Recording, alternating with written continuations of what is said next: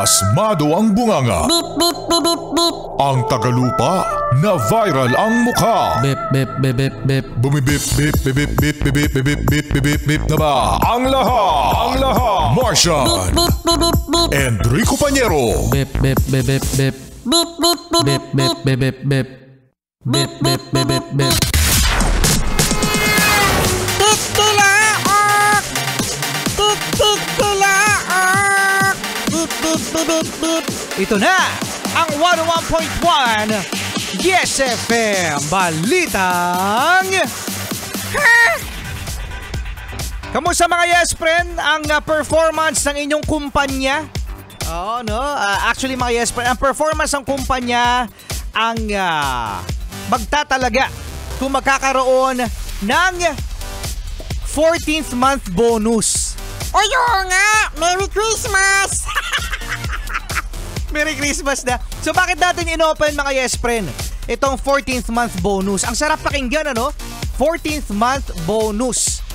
Pero kasing panukala na batas itong si Senador Vicente Tito Soto III na ang mga private sector na mga empleyado ay dapat na magkaroon ng 14th month bonus. Yehey! Oh, yan, yehey! Sarap pakinggan mga Yes Friend, ano? 14th month bonus. Pero, hindi natin alam mga Yes Friend na depende yan sa kumpanya. Depende yan kung maganda ang performance. Oo. At kung pagpalagay nga natin mga Yes Friend na maisabatas itong 14th month para sa mga private sector employees, magiging burden ito o magiging mabigat para sa may mga may-ari ng kumpanya. Okay? Kasi ako naniniwala ako mga Yes Friend.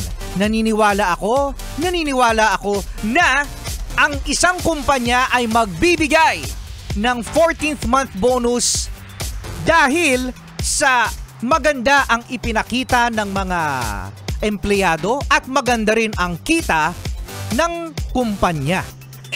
Kung bibigyan ang mga empleyado, mga Yes Friend, taong bayan, ng 14th month bonus, tapos nalulugi na nga yung kumpanya, Ano na lang ang ibibigay sa mga empleyado? yan, oo. Pero mga Yes Friend, totoo, ang sarap magkaroon ng 14th month bonus. Yung iba nga hindi pa na-experience ang 14th month bonus, no? Yung iba nga dyan, 13th month bonus, wala pa. Uy, bawal yun! Kailangan may 13th month bonus lahat ng empleyado. Oo. So, ito nga mga Yes Friend, no? Kasi, ang 13th month bonus, nakalaan na yan sa budget ng kumpanya. Oo, mula January hanggang December, mga Yes Friend, nakakompute na yan. Kaya, nagkakaroon ng 14th month bonus dahil nga sa na-exceed. O yun, yung expectation, yung quota ng isang kumpanya. Tandaan nyo mga Yes Friend, every time na tumataas ang sweldo ng tao, no, tumataas din ang bilihin. So wala din. Oo, parang ganun yan mga Yes Friend. So pagpalagay nga natin na mayroong 14th month bonus, it depends sa boss, depende sa kumpanya. Kaya itong panukalang batas ni Tito Sen, maganda to eh. Maganda talaga sa pandinig. Pero meron mga negosyante dyan mga Yes Friend na hindi kaya mag 14th month bonus because hindi maganda o kaya naman sakto lang ang performance ng kumpanya at kapag nangyari to, Pwedeng mabawasan ng empleyado. correct. O paano yan kapag may 14th month bonus lagi dito sa MBC Media Group o minus Martian? Talagang ako yung tatanggalin mo Para magkaroon kami ng 14th month bonus, bye Martian! No.